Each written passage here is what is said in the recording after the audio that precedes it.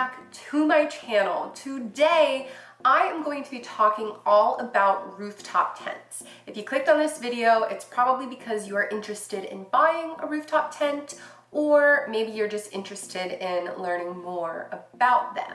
So I'm going to break down all of the pros and cons of rooftop tents, comparing them to a traditional tent that you would set on the ground. And hopefully by the end of this video, you will have a better understanding of whether it's something that will fit into what you're looking for or not. So I have a 3-person soft top rooftop tent by a brand called Tepui.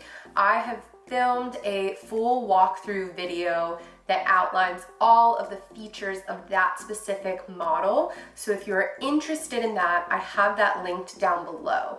This video is really about whether a rooftop tent is right or not for you, and it's not about the specific model that I have, if that makes sense. If that's what you're looking for, go check out that video. If not, stick around, we're jumping in right now. So I'm gonna start off with the pros, the things that I love about rooftop tents. And the first thing is super obvious. Rooftop tents get you off the ground. And this is beneficial for a number of different reasons. But for me, I find that it helps keep my tent area a lot cleaner. Whenever I'm camping in a traditional tent on the ground, no matter what I do, I am always tracking in dirt somehow. And bugs get in a lot easier, like creepy crawlies. I sleep in a floorless tent a lot of the time, especially when I'm backpacking. So the bugs frequently crawl right in. I also find that being off the ground helps keep you drier. If you set your tent up in a bad location and it rains overnight, you may end up sort of being in a puddle of water, which sucks. That won't happen in a rooftop tent. And it adds a little extra protection from wildlife. You've probably ran into some critters, especially if you have ever left food out overnight. It definitely adds an extra element of security, even if it is only psychological, from wildlife. I know the first couple times that I camped by myself, I was in a ground tent and I was terrified that a mountain lion was just gonna come in the middle of the night and like swat up my tent, which is totally an irrational thought. But I was scared, and I find that the rooftop tent is just, makes you feel a little bit safer from wildlife. You feel me? Reason number 2, rooftop tents can be leveled. And you do that just by driving your truck or SUV or car, whatever, onto a set of blocks or some wood, and you can level it out that way, just like you would a travel trailer or an RV or something like that. So you can level them, which is great. Reason number 3, they are easy to set up. Now, this one can be debated. I think if you put a stopwatch to setting up a traditional tent versus a rooftop tent, especially the soft rooftop tents, it would probably be the same amount of time, but the process is really easy with a rooftop tent. And with a hard shell, it's even easier. You sort of unzip it, pop it up, and you're done. That takes about 60 seconds. The soft ones take about 5 minutes, give or take, depending. If it's your first time setting it up, it'll take you longer. And if you're doing it by yourself, it'll take you a little bit longer. But in general, they're very easy to set up, which is a plus. The 4th point is comfort. All rooftop tents come with some type of a mattress, and these mattresses are very comfortable, especially when you compare them to sleeping on the ground or sleeping on a pad. You can have sleeping pads that you blow up there, sleeping pads that just sort of roll out. It doesn't matter. The mattresses in a rooftop tent will always beat out a sleeping pad or sleeping on the ground. And I like that you can bring real pillows and real blankets, and because of the cleanliness factor that I talked about a little bit earlier, everything stays clean and dry and it feels like a real bed. versus where in a tent, things tend to get like damp and a little funky, and normally you're on a sleeping pad and then things get dirty and blah, blah, blah.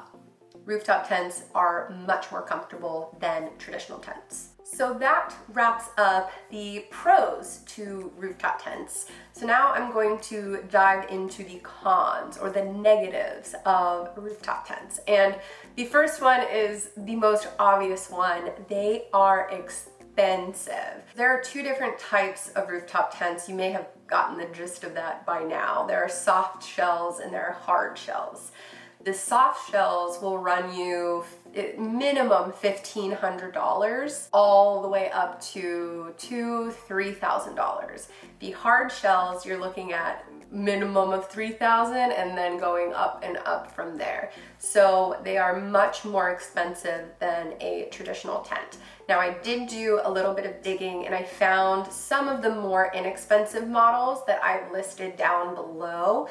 Another aspect to that is paying for shipping. If you order a rooftop tent offline, you're going to have to pay for shipping. The ones that I have chosen are from Amazon, so you get free shipping if you are a Prime member, so that's great as well. Another thing that you'll have to think about is a roof rack. So not only is a roof rack an added cost, it's an added sort of complication or learning curve if you have never worked with a roof rack before. You will need to figure out what weight your vehicle can handle, and you'll have to find a roof rack that fits with that.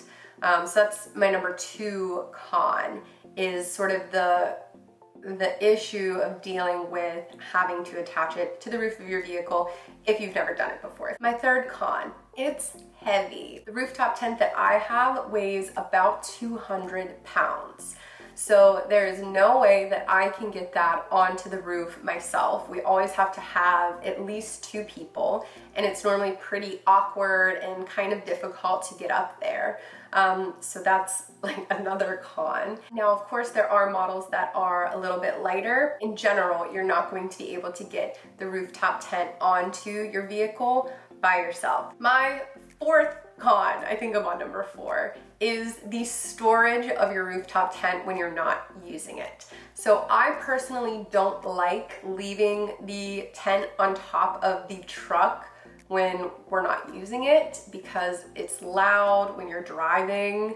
It creates this really like high-pitched squeaky noise as you drive, which, okay, that's another con.